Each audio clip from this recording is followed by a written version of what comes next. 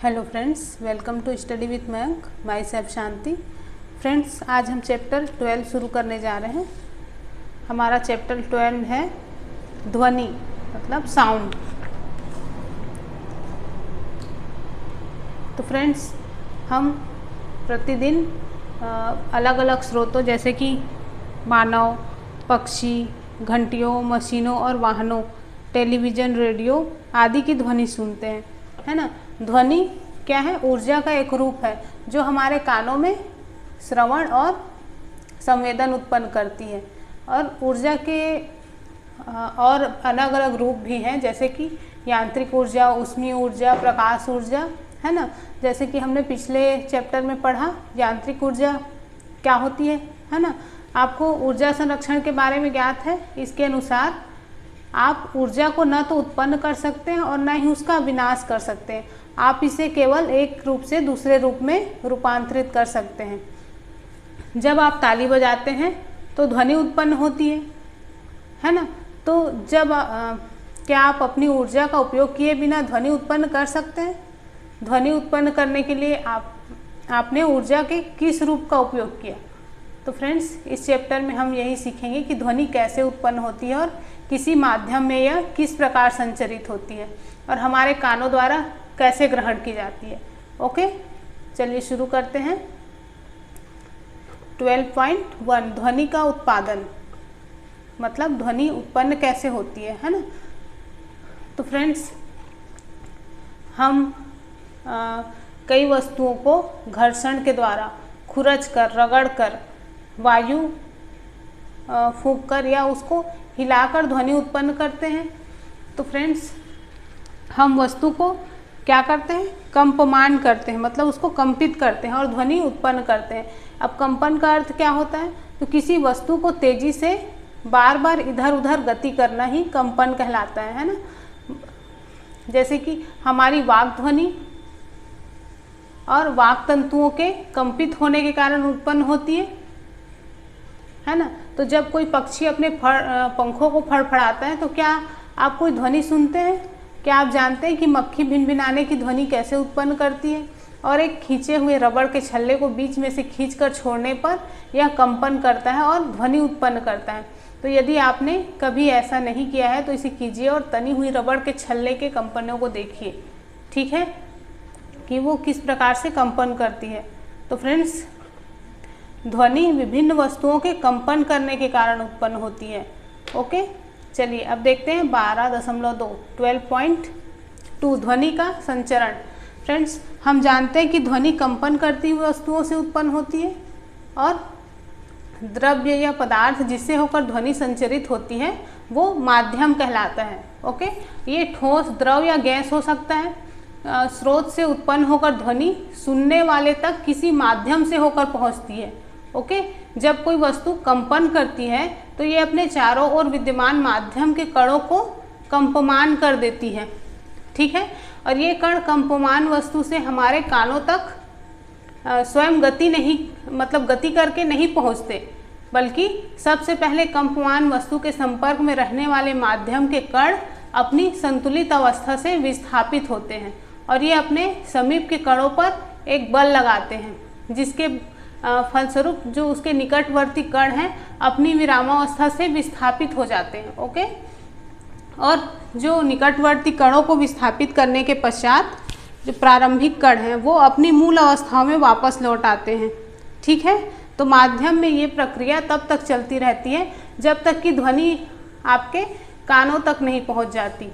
Okay, तो माध्यम में ध्वनि द्वारा उत्पन्न विक्षोभ, है ना, माध्यम से होता हुआ संचरित होता है, ठीक है। और तरंग एक विक्षोभ है जो किसी माध्यम से होकर गति करता है और माध्यम के कण निकटवर्ती कणों में गति उत्पन्न कर देते हैं, ठीक है।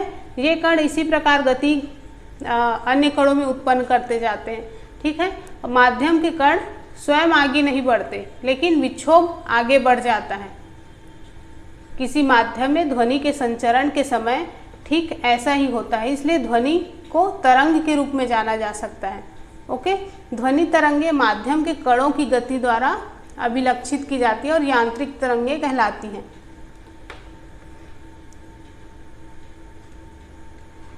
तो ध्वनि के संचरण के लिए वायु सबसे अधिक सामान्य माध्यम है।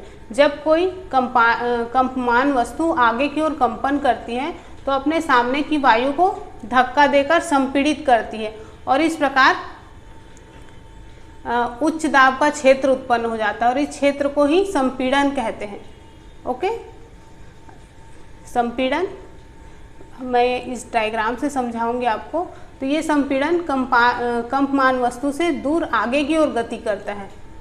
ठीक है, जब कंपमान वस्तु पीछे की ओर कंपन करती है तो एक निम्न दाब का क्षेत्र भी उत्पन्न होता है जिसे विरलन कहते हैं। मतलब उच्च दाब वाले क्षेत्र को संपीड़न और निम्न दाब वाले क्षेत्र को विरलन कहते हैं। ओके, जब वस्तु कंपन करती है तो आगे और पीछे तेजी से गति करती है। ठीक है, जैसे ये आप देख रहे हो यहाँ पे एक इसको क्या बोला जाता है इसको, तो ये एक द्विभुज स्वरित्र बोलते हैं इसको, द्विभुज स्वरित्र। ठीक है, तो जब इसको कंपित किया जाता है तो ये आप देख रहे हो इधर कंपन हो रहा है, तो ये आगे पीछे गति करती है और वायु में संपीड़न और विरलन की एक श्रेणी बन जाती है, जैसे कि आप देख रहे हो।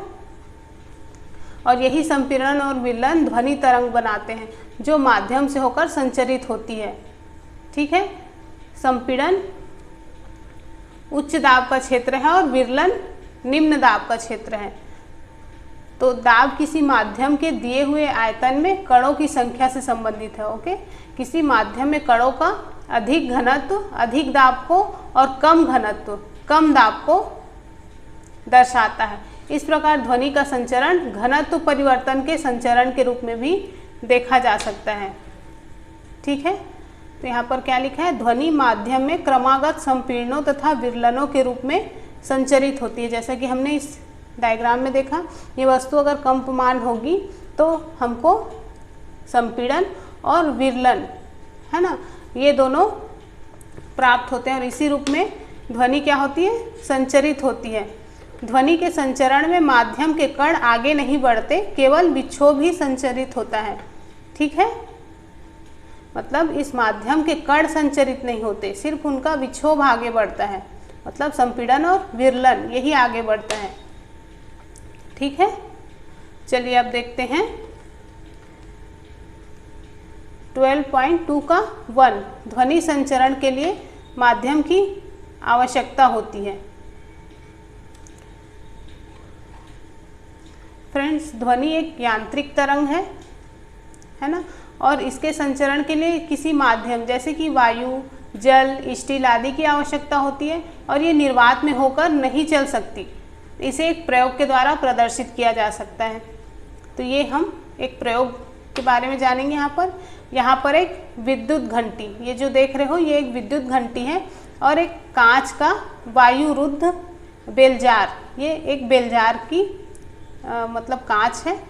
तो ये विद्युत घंटी को बेलजार में इस तरह से लटकाएंगे। ठीक है, और इस पर एक निर्वात पंप जोड़ देंगे।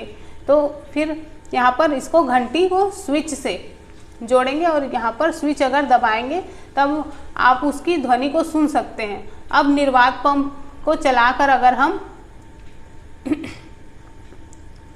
इस बेलजार से वायु को धीरे धीरे बाहर निकाल लेते हैं और घंटी की ध्वनि जो है वो धीमी हो जाती है और उसमें पहले जैसे ही अगर विद्युत धारा प्रवाहित होती रहे तो कुछ समय पश्चात जब बेलजार में बहुत कम वायु रह जाती है तब आपको बहुत धीमी ध्वनि सुनाई देगी। यदि बेलजार की समस्त वायु जो है निकाल दी जाए तो क्या होगा, तो क्या आप तब भी घंटी की ध्वनि सुन पाएंगे? क्या सुन पाएंगे? नहीं। क्यों? क्योंकि निर्मात में ध्वनि का संचरण नहीं हो सकता। ठीक है, तो हम इस प्रयोग के द्वारा इसको दर्शा सकते हैं। चलिए आगे देखें।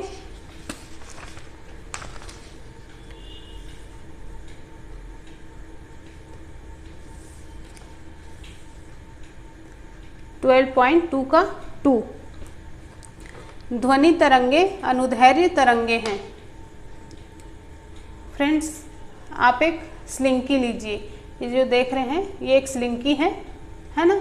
और इसको जिस तरह से चित्र में दिखाया गया है उस तरह से आप स्लिंकी को दोनों तरफ से खींचिए और एक झटका दीजिए। तो आप क्या देखेंगे, यदि आप अपने हाथ से स्लिंकी को लगातार आगे पीछे बारी बारी से धक्का देते हैं और खींचते हैं तो आपको इसमें इस तरह से विरलन और संपीड़न के क्षेत्र नजर आएंगे।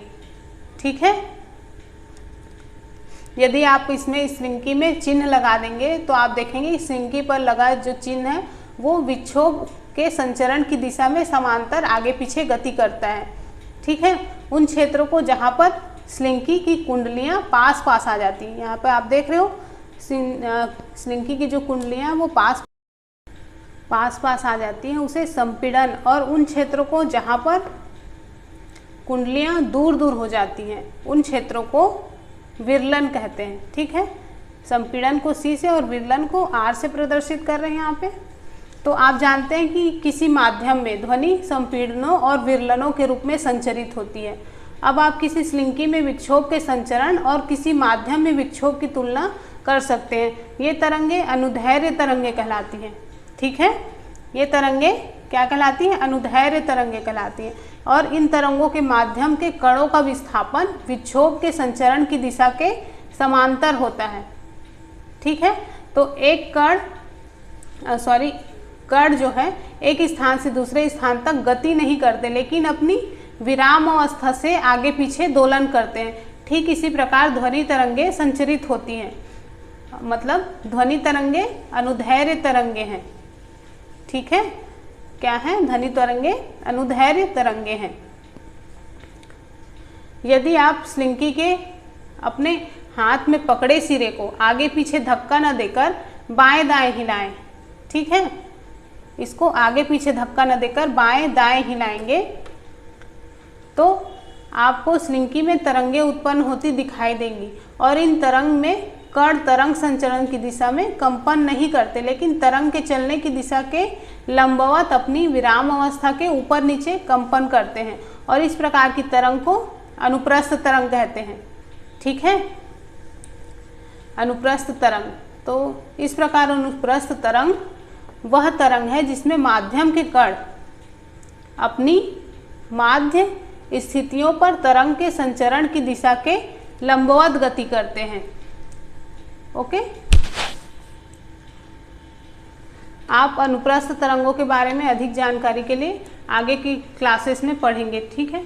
तो प्रकाश भी अनुप्रस्थ तरंग है किंतु प्रकाश में दोलन माध्यम के कणों या उसके दाब या घनत्व के घनत्व से नहीं होते, बल्कि प्रकाश तरंगे जो है वो यांत्रिक तरंगे भी नहीं हैं, जबकि ध्वनि क्या है, ध्वनि यांत्रिक तरंगे हैं। ठीक है। चलिए अब देखते हैं आगे 12.2 ध्वनि तरंग की अभिलक्षण। तो फ्रेंड्स, किसी ध्वनि तरंग के 3 अभिलक्षण होते हैं। क्या क्या? आवृत्ति, आयाम और वेग। ओके।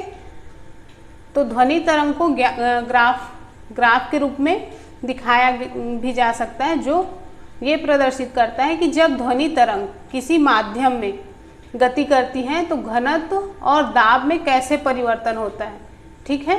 किसी निश्चित समय पर माध्यम का घनत्व और दाब दोनों ही उसके औसत मान से ऊपर और नीचे दूरी के साथ परिवर्तित होते हैं, जैसे कि हम आगे डायग्राम में देखेंगे। जब ध्वनि तरंग माध्यम में संचरित होती है तो घनत्व और दाब में क्या उतार चढ़ाव होते हैं। तो फ्रेंड्स, संपीड़न वो क्षेत्र है जहाँ पर कण पास पास आ जाते हैं। इन्हें वक्र के ऊपरी भाग से, ठीक है, संपीड़न को वक्र के ऊपरी भाग से दर्शाया जाता है। जब ध्वनि तरंग किसी माध्यम में गति करती है तो घनत्व और दाब में कैसे परिवर्तन होता है। तो ये किसी निश्चित समय पर माध्यम का घनत्व और दाब दोनों ही उसके औसत मान के ऊपर और नीचे दूरी के साथ परिवर्तित होते हैं। ठीक है। तो मैंने बताया कि संपीड़न वो क्षेत्र है जहाँ पर कण पास पास आ जाते हैं और इन्हें वक्र के ऊपरी भाग में दिखाया जाता है। ठीक है। ये जो आप देख रहे हो ये ऊपरी भाग, ये क्या है, तो यही संपीड़न का क्षेत्र है।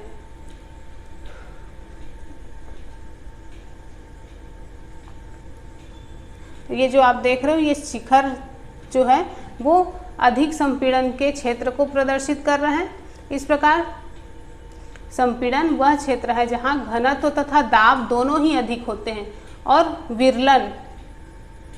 विरलन निम्न दाब के क्षेत्र है जहाँ कण दूर दूर हो जाते हैं। ओके, और उन्हें घाटी से प्रदर्शित करते हैं, मतलब गर्त से प्रदर्शित करते हैं। इन्हें वक्र के निम्न भाग से दिखाया गया है, मतलब नीचे के भाग में दिखाया गया है। और शिखर को तरंग का श्रृंग या घाटी को गर्त कहा जाता है। ठीक है, दो क्रमागत संपीड़नों और दो क्रमागत विरलनों के बीच की दूरी तरंग दैर्ध्य कहलाती है। मतलब दो क्रमागत संपीड़न और दो क्रमागत विरलन, ठीक है, तो इसके बीच की दूरी क्या कहलाती है? तरंग दैर्ध्य कहलाती है। ये आप देख रहे हो, इसको लैम्डा से निरूपित किया जाता है। इन दोनों के बीच की दूरी को तरंग दैर्ध्य कहते हैं। ठीक है, और इसका एसआई मात्रक क्या है? इसका एसआई मात्रक मीटर है। ठीक है फ्रेंड्स, हेनरिच रुडोल्फ हर्ट्ज, इनका जन्म 22 फरवरी 1857 को हैम्बर्ग जर्मनी में हुआ था और इनकी शिक्षा बर्लिन विश्वविद्यालय में हुई थी। इन्होंने जे.सी. मैक्सवेल के विद्युत चुंबकीय सिद्धांत के प्रयोगों द्वारा पुष्टि की थी और इन्होंने रेडियो, टेलीविज़न, टेलीग्राफ और टेलीविज़न के भी भविष्य में विकास की नींव रखी थी। इन्होंने प्रकाश विद्युत प्रभाव की भी खोज की, जिसकी बाद में अल्बर्ट आइंस्टीन ने व्याख्या की। ओके, तो आवृत्ति का जो एसआई मात्रक है वो इन्हीं के सम्मान में रखा गया है। किनके सम्मान में? Heinrich Rudolf Hertz. आवृत्ति का मात्रक क्या है? हर्ट्ज है, जो हम आगे पढ़ेंगे। ठीक है,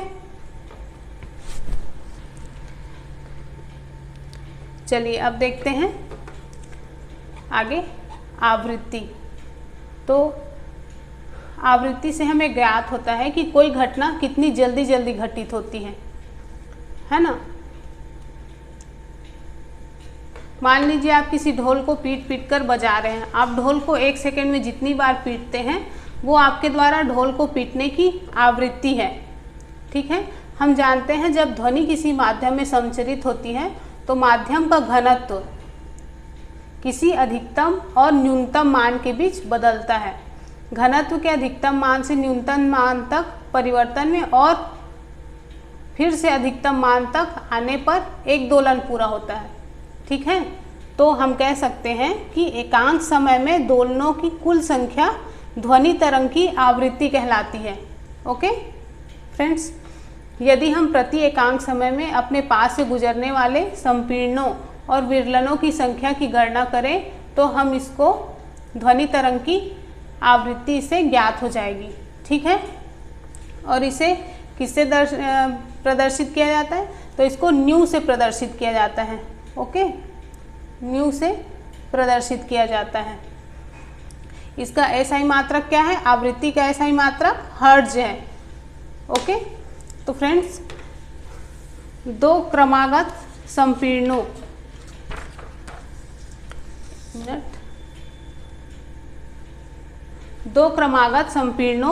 या दो क्रमागत विरलनों को किसी निश्चित बिंदु से गुजरने में लगे समय को तरंग का आवर्तकाल कहते हैं।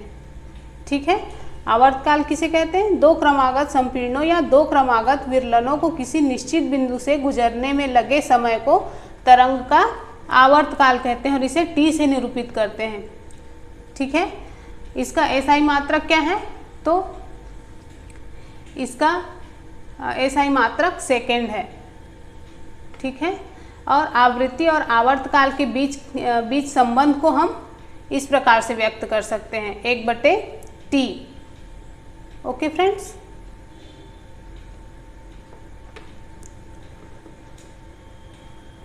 तो इस प्रकार एक उच्च तारत्व की ध्वनि से हमें ज्ञात होता है कि किसी बिंदु से एकांक समय में संपीड़न और विरलन की संख्या की अधिक संख्या गुजरती है। ओके, मान लो किसी ऑर्केस्ट्रा में वायलिन और बांसुरी एक ही समय में बजाई जा सकती है और दोनों ध्वनियाँ एक ही माध्यम में मतलब वायु में चलती हैं और दोनों हमारे कानों तक एक ही समय पर पहुंचती हैं। दोनों ही स्रोतों की ध्वनियाँ एक ही चाल से चलती हैं, लेकिन जो ध्वनियाँ हम ग्रहण करते हैं वो भिन्न भिन्न हैं। ऐसे ध्वनि से जुड़े जो विभिन्न अभिलक्षण हैं उनके कारण हैं, है ना। ध्वनि के मतलब विभिन्न जो अभिलक्षण हैं उन्हीं के कारण है और तारतत्व इनमें से एक अभिलक्षण है। ओके, तारतत्व क्या है? एक ध्वनि का अभिलक्षण है। ठीक है, तो किसी उत्सर्जित ध्वनि की आवृत्ति को मस्तिष्क किस प्रकार अनुभव करता है उसे तारतत्व कहते हैं। किसी स्रोत का कंपन जितनी शीघ्रता से होगा आवृत्ति उतनी ही अधिक होती है और इसका तारतत्व भी अधिक होता है। इसी प्रकार जिस ध्वनि का तारतत्व कम होता है उसकी आवृत्ति भी कम होती है, जैसे कि हम इस डायग्राम में देख रहे हैं। ठीक है, आप यहाँ पर देख सकते हो कि ये जो तरंग का विक्षोभ है ये इस तरह से बना हुआ है, तो ये निम्न तारक की ध्वनि को तरंग को प्रदर्शित कर रहा है। ठीक है, जबकि ये यहाँ पर श्रृंग और गर्त मतलब विरलन और संपीड़न दोनों की संख्या बहुत अधिक है, तो ये उच्च तारत्य की ध्वनि तरंग को प्रदर्शित कर रहा है। ठीक है, तो फ्रेंड्स विभिन्न आकार और आकृति की वस्तुएं भिन्न भिन्न आवृत्तियों के साथ कंपन करती हैं और विभिन्न तारत्व की ध्वनियाँ उत्पन्न करती हैं। ठीक है फ्रेंड्स, तो निम्न तारत्व की ध्वनि की आवृत्ति कम और उच्च तारत्व की ध्वनि की आवृत्ति अधिक होती है और किसी माध्यम में मूल स्थिति के दोनों ओर अधिकतम विक्षोभ को तरंग का आयाम कहते हैं। ठीक है, इसे साधारणतः ए अक्षर से निरूपित किया जाता है, जैसे कि इस डायग्राम में दिखाया गया है। ध्वनि के लिए इसका मात्रक दाब या घनत्व का मात्रक होगा। ध्वनि की प्रबलता या मृदुता मूलतः इसके आयाम से ज्ञात की जाती है। हमने ये दोनों डायग्राम देख लिया, अब हम इस डायग्राम के बारे में जानेंगे। ठीक है, तो ध्वनि की प्रबलता या मृदुता मूलतः इसके आयाम से ज्ञात की जाती है। यदि हम किसी मेज पर धीरे से चोट मारते हैं तो हमें एक मृदु ध्वनि सुनाई देती है, क्योंकि हम कम ऊर्जा की ध्वनि तरंग उत्पन्न करते हैं। यदि हम मेज पर जोर से चोट मारते हैं तो हमें प्रबल ध्वनि सुनाई देगी। क्या आप इसका कारण बता सकते हैं? तो प्रबल ध्वनि अधिक दूरी तक चल सकती है, क्योंकि ये अधिक ऊर्जा से संबंध है और उत्पादक स्रोत से निकलने के पश्चात ध्वनि तरंग फैल जाती है। ओके, और स्रोत से दूर जाने पर इसका आयाम और प्रबलता दोनों ही कम हो जाते हैं। ठीक है फ्रेंड्स, तो समान आवृत्ति की प्रबल और मृदु ध्वनि की तरंगे इस तरह से आकृतियां प्रदर्शित करेंगी। ये जो देख रहे हो आप, इसमें संपीड़न और विरलन जो दूर दूर है, ये क्या है? ये मृदु ध्वनि के लिए है, जबकि जब संपीड़न और विरलन दोनों पास पास हैं तो ये प्रबल ध्वनि होगी, प्रबल ध्वनि को प्रदर्शित करेगी। इसलिए हम कह सकते हैं कि मृदु ध्वनि का आयाम कम होता है और प्रबल ध्वनि का आयाम अधिक होता है। ठीक है, तो फ्रेंड्स ध्वनि की ये जो गुणता है जिसको टिम्बर कहते हैं, वो एक अभिलक्षण है जो हमें समान तारत्व और समान प्रबलता की दो ध्वनियों में अंतर करने में सहायता करता है। ठीक है, एकल आवृत्ति की ध्वनि को टोन कहते हैं। ओके, और अनेक आवृत्तियों के मिश्रण से उत्पन्न ध्वनि को स्वर या नोट कहते हैं। ठीक है, और ये सुनने में अच्छी लगती है, सुखद होती है, जबकि शोर या नॉइस कर्णप्रिय नहीं होते, जबकि संगीत सुनने में सुखद होता है। तो संगीत को हम नोट या स्वर कह सकते हैं, जबकि शोर को नॉइस कहते हैं। ठीक है फ्रेंड्स, चलिए आगे देखते हैं।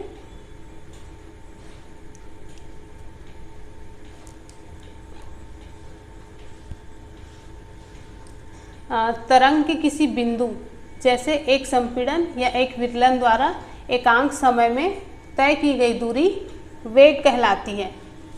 ओके, तरंग के किसी बिंदु जैसे एक संपीड़न या एक विरलन द्वारा एकांक समय में तय की गई दूरी तरंग वेग कहलाती है।